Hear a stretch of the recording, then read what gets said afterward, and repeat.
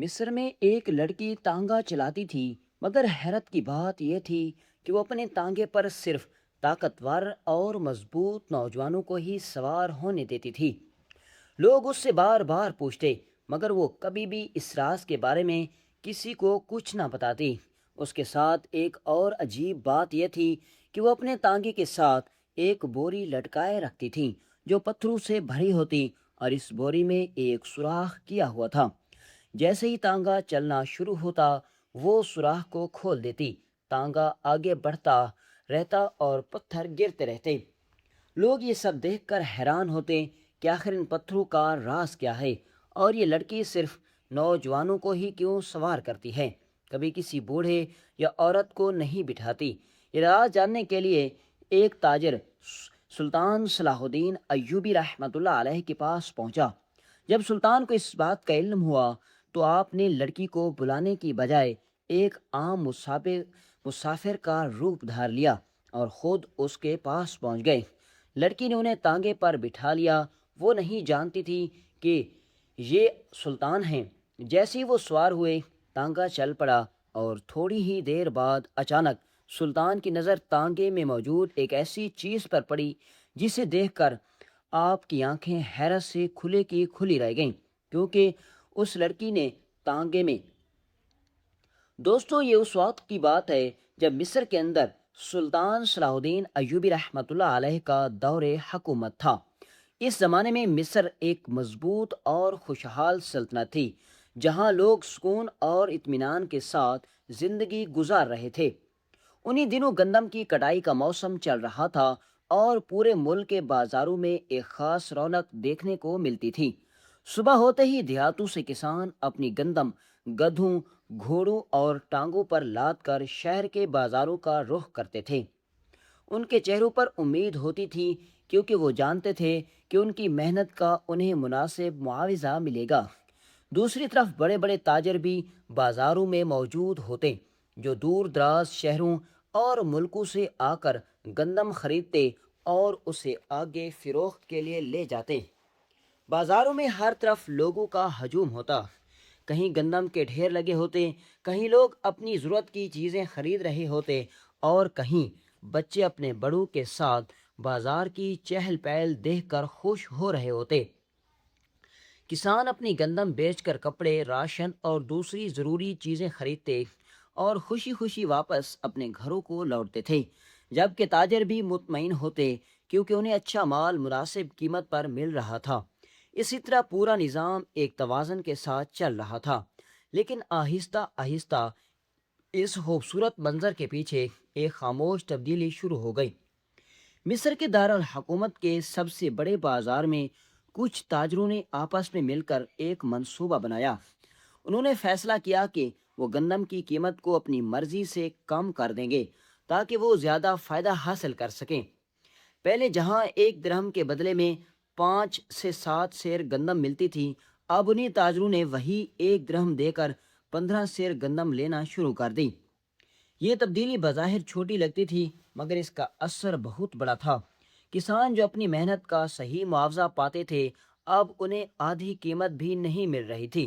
شروع میں کچھ لوگوں کو یقین نہیں آیا، مگر جب کسان ایک ایک کر کے بازار سے مایوس ہو کر واپس جانے لگے تو حقیقت سب کے سامنے آ گئی۔ اب بازار کا منظر بدلنے لگا تھا۔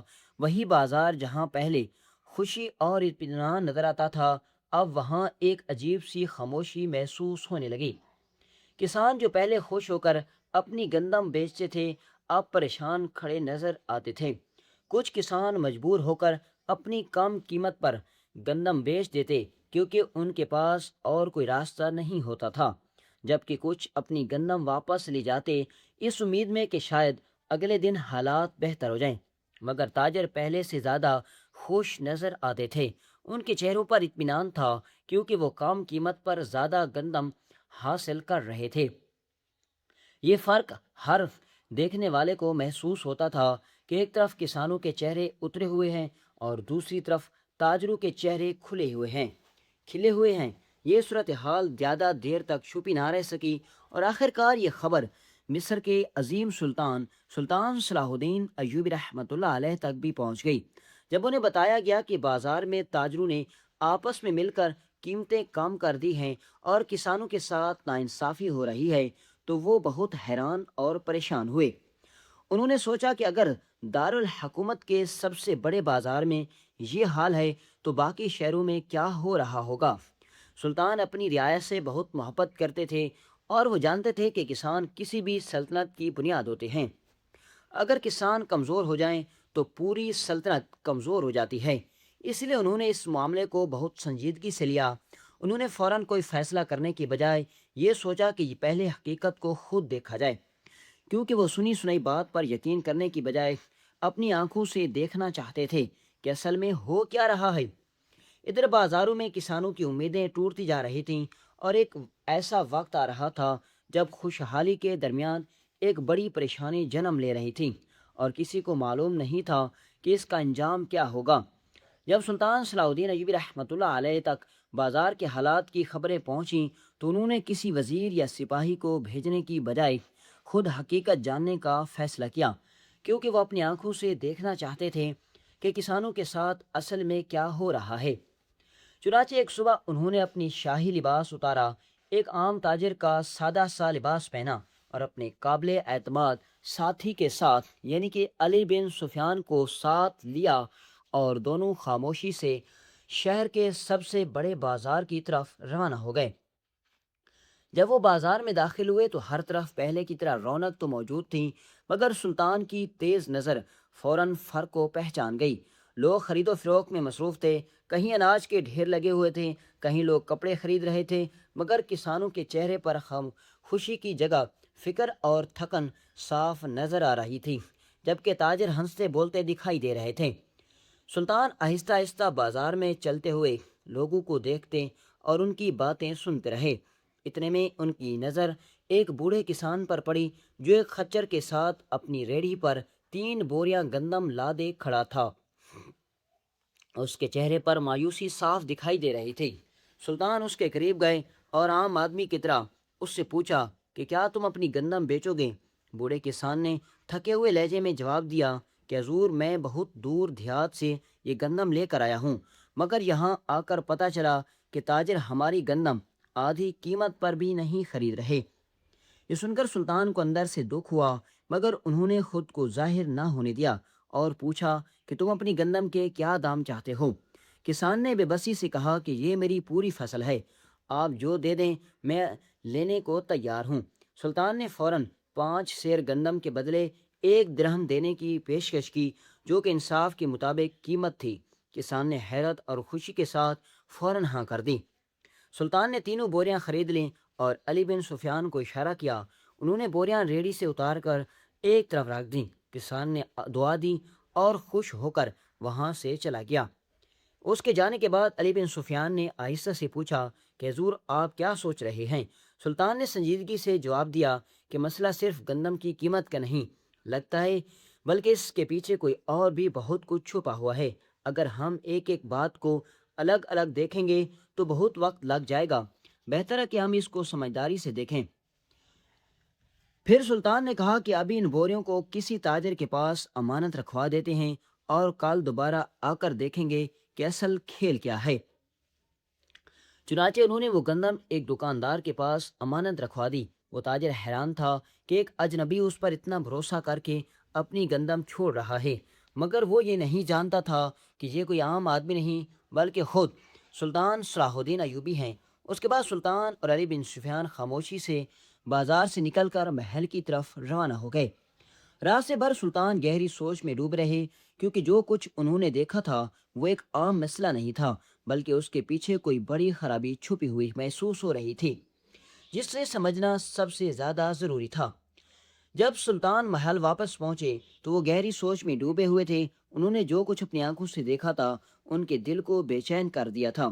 انہیں یقین ہو گیا تھا کہ مسئلہ صرف گندم کی قیمت کا نہیں بلکہ اس کے پیچھے اور بھی خرابیاں چھپی ہوئی ہیں۔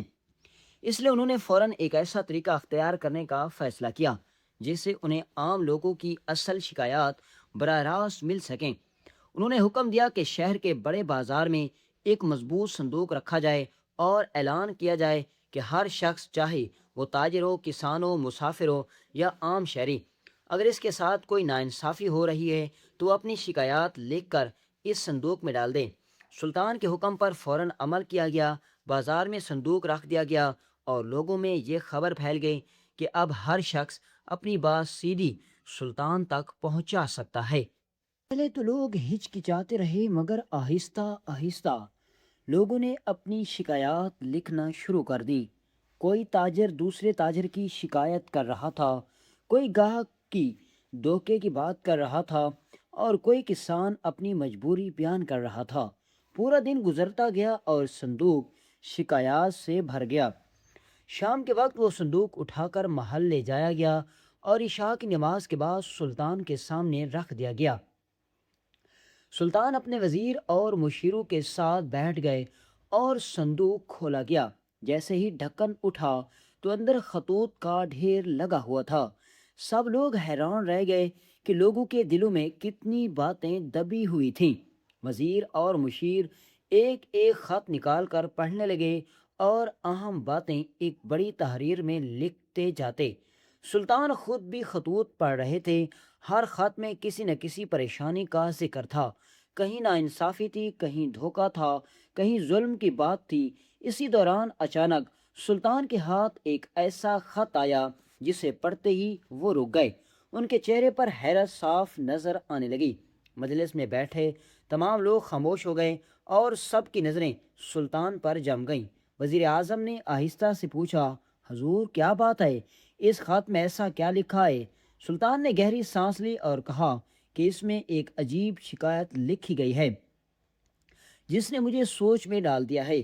پھر سلطان نے وہ خط پڑھ کر سنایا کہ ایک تاجر نے لکھا ہے کہ بازار میں ایک لڑکی ہے جو تانگا چلاتی ہے، اس کے پاس ایک گھوڑا ہے اور وہ لوگوں کو ایک جگہ سے دوسری جگہ لے جاتی ہے، مگر اس میں حیرت کی بات یہ ہے کہ اس نے اپنے تانگے کے ساتھ ایک چھوٹی سی بوری باندھی ہوئی ہے جس میں چھوٹے چھوٹے پتھر بھرے ہوئے ہیں۔ جب وہ صبح آتی ہے تو بوری بھری ہوتی ہے اور جیسے وہ تانگا چلانا شروع کرتی ہے تو اس بوری میں ایک چھوٹا سا سوراخ کر دیتی ہے جس سے پتھر آہستہ آہستہ راستے میں گرتے رہتے ہیں۔ لوگ اس سے پوچھتے ہیں کہ یہ کیا ہے، مگر وہ کسی کو جواب نہیں دیتی۔ اور اس سے بھی زیادہ عجیب بات یہ ہے کہ وہ لڑکی صرف نوجوان لڑکوں کو ہی اپنے تانگے پر سوار کرتی ہے۔ وہ تو نہ تو بدتمیز لگتی ہے، نہ ہی کوئی غلط حرکت کرتی ہے۔ وہ ہمیشہ نقاب میں رہتی ہے اور نظریں جھکا کر بات کرتی ہے۔ مگر حیرت یہ ہے کہ جتنے بھی نوجوان اس تانگے پر سوار ہوتے ہیں وہ کبھی کسی کو نہیں بتاتے کہ اس لڑکی کے ساتھ کیا ہوتا ہے، نہ ہی وہ اس بات کا راز کھولتے ہیں کہ وہ لڑکی صرف نوجوانوں کو ہی کیوں بٹھاتی ہے۔ یہ سن کر مجلس میں بیٹھے سب لوگ حیران رہ گئے۔ کچھ نے فوراً کہا کہ یہ لڑکی مشکوک لگتی ہے، ممکن ہے کہ وہ کوئی جاسوس ہو یا نوجوانوں کو کسی غلط کام میں لگا رہی ہو۔ کچھ نے کہا کہ اسے فوراً گرفتار کر لینا چاہیے، مگر سلطان خاموشی سے سب کی بات سنتے رہے۔ پھر انہوں نے کہا کہ اگر ہم اسے فوراً پکڑ لیں گے تو ہو سکتا ہے کہ وہ اپنا راز کبھی نہ بتائے۔ بہتر یہ ہے کہ اس معاملے کو سمجھداری سے دیکھا جائے۔ یہ سن کر سب خاموش ہو گئے کیونکہ وہ جانتے تھے کہ سلطان ہمیشہ سوچ سمجھ کر فیصلہ کرتے ہیں۔ اور اسی وقت سلطان نے دل میں ایک منصوبہ بنا لیا کہ وہ خود اس لڑکی تک پہنچیں گے اور اس کے راز کو اپنے طریقے سے جانیں گے۔ اگلی صبح سلطان صلاح الدین ایوبی رحمۃ اللہ علیہ نے اپنے منصوبے پر عمل کرنے کا فیصلہ کیا۔ انہوں نے ایک بار پھر عام تاجر کا بھیس بدلا، سادہ کپڑے پہنے اور اکیلے ہی بازار کی طرف روانہ ہو گئے تاکہ کسی کو شک نہ ہو۔ بازار میں پہنچ کر وہ خاموشی سے اس لڑکی کو تلاش کرنے لگے جس کا ذکر شکایات میں آیا تھا۔ کچھ ہی دیر بعد انہوں نے دیکھا کہ ایک تانگا آہستہ آہستہ بازار میں داخل ہو رہا ہے۔ پر ایک نقاب پوش لڑکی بیٹھی تھی اور اس کے ساتھ ایک چھوٹی سی بوری بندھی ہوئی تھی۔ سلطان نے غور سے دیکھا تو واقعی اس بوری میں کچھ بھرا ہوا تھا۔ وہ آگے بڑھے اور اس لڑکی کے قریب جا کر عام مسافر کی طرح کہا کہ مجھے اپنی منزل تک پہنچا دو۔ لڑکی نے سادہ انداز میں جواب دیا کہ میں کرایہ پہلے نہیں بتاتی، منزل پر پہنچ کر حساب کرتی ہوں۔ اگر تمہیں منظور ہے تو بیٹھ جاؤ۔ سلطان نے فوراً ہاں کر دی اور تانگے پر بیٹھ گئے۔ جیسے ہی تانگا چلنے لگا تو لڑکی نے بوری کے ایک کونے سے چھوٹا سا سوراخ کر دیا اور آہستہ آہستہ اس میں سے پتھر گرنے لگے۔ سلطان خاموشی سے یہ سب دیکھتے رہے۔ ان کے دل میں سوال اٹھ رہے تھے، مگر انہوں نے صبر کیا تاکہ راز خود سامنے آئے۔ تانگا بازار کی گلیوں سے گزرتا رہا۔ کچھ دیر بعد اچانک لڑکی نے راستہ بدل لیا اور دوسرے راستے پر مڑ گئی۔ اسی وقت اس نے بوری کا منہ باندھ دیا، جس سے پتھر گرنا بند ہو گئے۔ سلطان نے یہ بات غور سے دیکھی مگر کچھ نہ کہا۔ تھوڑی دیر بعد جب وہ دوبارہ سیدھے راستے پر آئی تو اس نے بوری کا منہ دوبارہ کھول دیا اور پتھر گرنے لگے۔ سلطان اب اور زیادہ حیران ہو رہے تھے کہ آخر یہ سب کیوں ہو رہا ہے۔ ان کے ذہن میں کئی خیالات آ رہے تھے مگر وہ خاموش رہے۔ تانگا مسلسل چلتا رہا یہاں تک کہ وہ اس جگہ پہنچ گئے جہاں سلطان نے اترنا تھا۔ جب تانگا رکا تو سلطان نیچے اترے اور لڑکی سے کہا کہ اب بتاؤ میرا کرایہ کتنا بنتا ہے۔ لڑکی نے بوری کو کھولا اور اس میں سے بچے ہوئے پتھروں کو گننے لگی۔ پھر اس نے حساب لگا کر بتایا کہ تمہارا اتنا معاوضہ بنتا ہے۔ سلطان نے بغیر بحث کے وہ رقم ادا کر دی مگر اب وہ مزید خاموش نہ رہ سکے۔ انہوں نے کہا کہ میں تم سے ایک بات پوچھنا چاہتا ہوں، یہ جو تم بوری میں پتھر ڈال کر لاتی ہو اور راستے میں گراتی رہتی ہو، اس کا کیا مقصد ہے؟ لڑکی نے کچھ لمحے سلطان کو دیکھا اور کہا کہ میں نے آج تک یہ راز کسی کو نہیں بتایا مگر تمہیں بتا دیتی ہوں۔ سلطان غور سے اس کی بات سننے لگے۔ اب وہ لمحہ آ چکا تھا جس کا وہ انتظار کر رہے تھے اور ان کے دل کی دھڑکن تیز ہو گئی کیونکہ وہ جاننا چاہتے تھے کہ اس کی سادہ نظر آنے والی لڑکی کے پیچھے اصل حقیقت کیا ہے۔ لڑکی نے کچھ لمحے خاموش رہنے کے بعد آہستہ آواز میں کہا کہ میں نے آج تک یہ بات کسی کو نہیں بتائی مگر تمہیں اس لیے بتا رہی ہوں کیونکہ تم مجھے ایک سچے انسان لگتے ہو۔ پھر اس نے بوری کی طرف اشارہ کرتے ہوئے کہا کہ ان پتھروں کا راز بہت سادہ ہے مگر لوگ اسے سمجھ نہیں پاتے۔ میں کسی سے سیدھا کرایہ طے نہیں کرتی بلکہ اپنے گھوڑے کے چلنے کا حساب رکھتی ہوں۔ جب میں سفر شروع کرتی ہوں تو بوری میں پتھر بھر لیتی ہوں اور جیسے میرے تانگا چلتا ہے یہ پتھر گرتے رہتے ہیں۔ جب میں منزل پر پہنچتی ہوں تو جتنے پتھر گرے ہوتے ہیں ان کے حساب سے میں کرایہ لیتی ہوں تاکہ کسی کے ساتھ زیادتی نہ ہو۔ اگر راستے میں غلطی سے کوئی دوسرا راستہ لے لوں تو فوراً میں بوری کا منہ بند کر دیتی ہوں تاکہ اس کا حساب مسافر پر نہ آئے۔ میں نہیں چاہتی کہ کسی سے ایک سکہ بھی زیادہ لے لوں۔ یہ سن کر سلطان صلاح الدین ایوبی رحمۃ اللہ علیہ دل ہی دل میں حیران رہ گئے کہ ایک عام سی لڑکی اتنی دیانتداری کے ساتھ اپنا حساب رکھ رہی ہے۔ انہوں نے سوچا کہ جو لڑکی چند سکوں میں بھی انصاف کر رہی ہے وہ کسی بڑے دھوکے میں شامل نہیں ہو سکتی۔ مگر سلطان کے دل میں ایک اور سوال باقی تھا۔ انہوں نے فوراً پوچھا کہ اگر یہ بات ہے تو پھر تم صرف نوجوان لڑکوں کو ہی اپنے تانگے پر کیوں بٹھاتی ہو؟ یہ سن کر لڑکی نے ایک لمحے کے لیے سر جھکایا، پھر اس نے کہا کہ اس کا جواب بھی میں نے آج تک کسی کو نہیں دیا مگر تمہیں بتا دیتی ہوں۔ اس نے کہا کہ میں جانتی ہوں کہ ہماری سلطنت کے ارد گرد دشمن موجود ہیں اور کچھ لوگ اندر سے بھی غلط کاموں میں لگے ہوئے ہیں۔ میں جب نوجوانوں کو اپنے تانگے پر بٹھاتی ہوں تو ان کے اخلاق کو دیکھتی ہوں، ان کے رویے کو پرکھتی ہوں۔ میں دیکھتی ہوں کہ کیا وہ ایک اکیلی لڑکی کے ساتھ بدتمیزی کرتے ہیں یا اپنی نظریں نیچی رکھتے ہیں۔ پھر میں راستے میں ان سے بات کرتی ہوں اور انہیں سمجھاتی ہوں کہ وہ اپنی زمین اور اپنے لوگوں کے ساتھ وفادار رہیں۔ میں انہیں بتاتی ہوں کہ اگر وہ سیدھے راستے پر نہ رہیں تو دشمن ہماری سرزمین کو نقصان پہنچا سکتے ہیں۔ میں ان کے دل میں ذمہ داری کا احساس پیدا کرتی ہوں اور ان سے کہتی ہوں کہ وہ خاموشی سے اپنے ارد گرد ہونے والی غلط باتوں پر نظر رکھیں اور اگر کوئی سلطنت کے خلاف کام کریں تو سپاہیوں کی مدد کریں۔ مگر میں انہیں یہ بھی کہتی ہوں کہ وہ اس بات کو کسی سے ظاہر نہ کریں تاکہ دشمن کو خبر نہ ہو۔ یہ سب سن کر سلطان کی حیرت اور بڑھ گئی۔ انہوں نے سوچا کہ ایک عام لڑکی نہ صرف اپنے کام میں دیانتدار ہے بلکہ اپنی سلطنت کے لیے بھی کتنا سوچتی ہے۔ پھر سلطان نے مسکراتے ہوئے کہا کہ تم نے آج مجھے بہت حیران کیا۔ پہلے تم نے اپنے حساب کا طریقہ بتایا اور اب یہ بات، مگر ایک سوال اور ہے کہ تم نے یہ راز سب آج تک کسی کو نہیں بتایا مگر مجھے کیوں بتا دیا، اور یہ بھی کہ تم نے مجھے کوئی نصیحت کیوں نہیں کی جیسے تم باقی نوجوانوں کو کرتی ہو۔ لڑکی یہ سن کر آہستہ سے کہا کہ اے مسافر، میں اندھی نہیں ہوں، میں نے تمہیں دیکھتے ہی پہچان لیا کہ تم کوئی عام آدمی نہیں ہو۔ تم نے چاہے اپنا حلیہ بدلا ہوا ہے مگر تمہاری آنکھوں کی گہرائی اور بات کرنے کا انداز مجھے بتا رہا تھا کہ تم ہی سلطان صلاح الدین ایوبی ہو۔ اس لیے میں نے تمہیں سب سوچ سچ بتا دیا کیونکہ مجھے معلوم تھا کہ تم حقیقت جاننے آئے ہو۔ یہ سن کر سلطان ایک لمحے کے لیے خاموش رہ گئے۔ آپ کے چہرے پر حیرت واضح تھی۔